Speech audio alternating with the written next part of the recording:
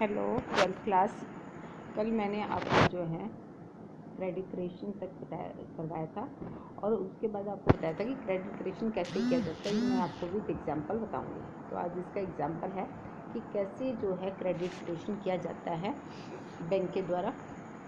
हम एक एग्जांपल लेते हैं। सपोज ए मैन, एक आदमी है, एच नाम रखते हैं उसका। वो 2000 से डिपॉजिट करता है बैंक में और बैंक जो है अपने पास LRR रखता है 10%। इसका मतलब है कि bank keep only the minimum required, यानी कि बैंक को मिनिमम रिक्वायर्ड कितने 200 की एज कैश रिजर्व के रूप में। The bank can use the remaining amount 1800। तो बैंक के अब 200 तो बैंक अपने पास रखेगा, तो बाकी बैलेंस कितना बचेगा 1800।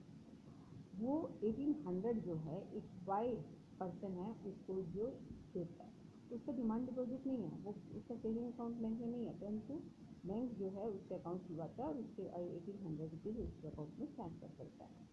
This is the first round. ये तो वो फर्स्ट राउंड क्रेडिट क्रिएशन का the form of secondary deposit. क्योंकि सेकेंडरी डिपॉजिट हम क्या करते हैं,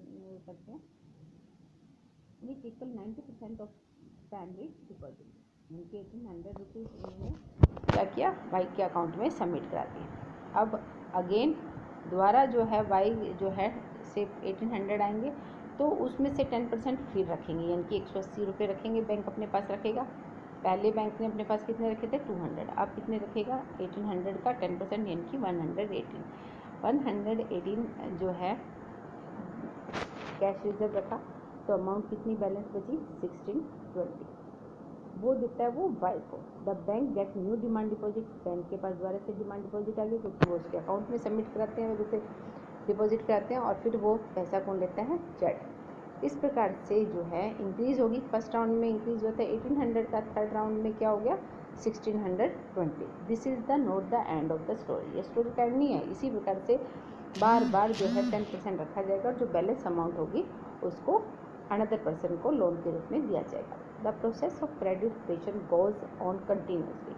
ये जो क्रेडिट क्रिएशन की जो प्रोसेस है ये कंटिन्यू चलती रहती है, ठीक है, जब तक वो जीरो बैलेंस जीरो ना हो जाए दोनों साइडों में। ऐसा आपको पता है कि जब बैलेंस शीट बनाते हैं तो दोनों साइड में क्या होता है, इक्वल अमाउंट होती है।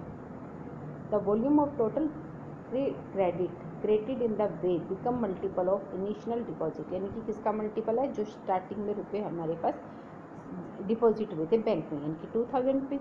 The quantitative outcome it call, जो क्वांटिटी बाद में निकल कर आएगा हमारे पास कि हमने 2000 बैंक में जमा कराए, बैंक ने 10% करके यानी कि 200 रुपीज़ अपने पास रखा, बैलेंस 1800 रुपीज़ को किसी वाई पर्सन को देती है, वाई पर्सन ने रिटर्न किया तो उसका फिर 10% रखा, फिर 1620 वो फिर किसी और पर्सन को दिए। इस प्रकार से फिर वो रिटर्न करेगा, फिर 10% बैंक जो अपने पास रखेगा और जो बैलेंस अमाउंट हो गया वो दूसरे को। यानी कि एक तरह से बैंक की जो है ये लायबिलिटीज़ भी है कि ये पैसा रिटर्न करना है और एसेट्स भी बन जाती है।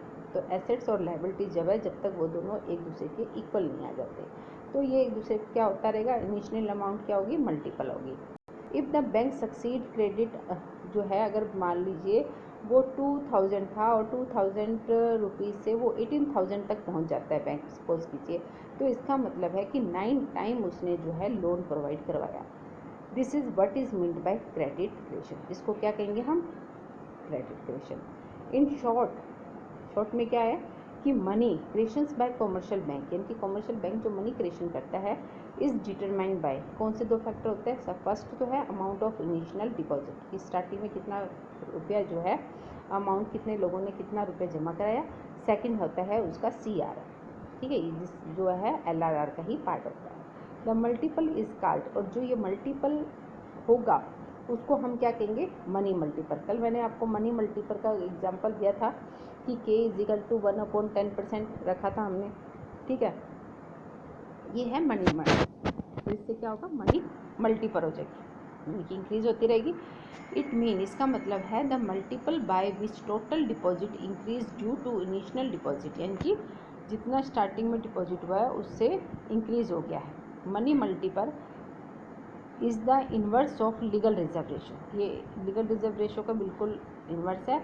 इफ़ LRR 10% है तो एग्जाम्पल 10/100 0.1, द मनी मल्टीपल कितना हो जाएगा 1, ठीक है। Similar, the LR larger would be the smaller. LR large would be the size of money multiple credit to his account. He is simply given the checkbook to draw check when he need money. क्या होता है कि जब multiple credit हो गया, ठीक है, जब उसको ज़रूरत है तो वो चेक के द्वारा अपना पैसा निकाल सकता है. Again 20% of Sohan's deposit which is considered safe limit is kept in by bank and balance 640. ये क्या होगा कि इस तरीके से ये धीरे धीरे चलता रहेगा. सोन से मोहन, मोहन से रोहन, इस तरीके से एक्स से वाई, वाई से जेड, ए टू जेड तक ये पर्सन जो डिपॉजिट मनी है जो ट्रांसफ़र होती रहेगी. The process of credit creation goes on continue. और ये क्रेडिट क्रिएशन कंटिन्यू रहती है. इससे क्या होगा, एंड में क्या होगा, total credit created in this way.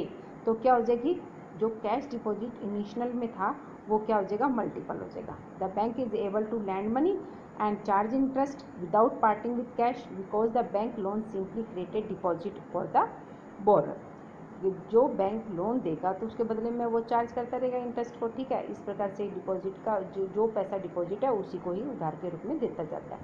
If the bank succeed in credit 15,000 it mean the bank has credit 15 time of the primary deposit of ₹1000. Next है कि अगर 1000 रुपये कराए हैं, 1000 के 15,000 बन गए तो इसका मतलब 15 टाइम जो है प्राइमरी डिपॉजिट को लोन प्रोवाइड करवाया, ठीक है. This is what is meant by credit creation. तो इसको हम क्या कहेंगे, credit creation. The bank create credit when it's buy security and pay the seller with its own cheque. The cheque is deposit in some bank and deposit is credit for seller of security. This is called credit creation. तो as a result क्या होगा कि money supply in the economy become higher. तो जो supply money supply है वो क्या हो जाएगी, हाई हो जाएगी. इट इज़ बिकॉज किस लिए, this credit creation power of commercial bank that they are called factories of credit और मैन्युफैक्चरिंग ऑफ मनी. इसीलिए हम कॉमर्शियल बैंक को जो है मैन्युफैक्चरिंग ऑफ मनी और फैक्ट्री ऑफ क्रेडिट भी कहते हैं, ठीक है. तो ये है प्रोसेस. विद एग्जाम्पल मैंने आपको समझाया है कि कॉमर्शियल बैंक जो है क्रेडिट क्रिएशन कैसे करते हैं. Okay, I hope all of you understand. If any doubt, please call me or message me and write the notes also.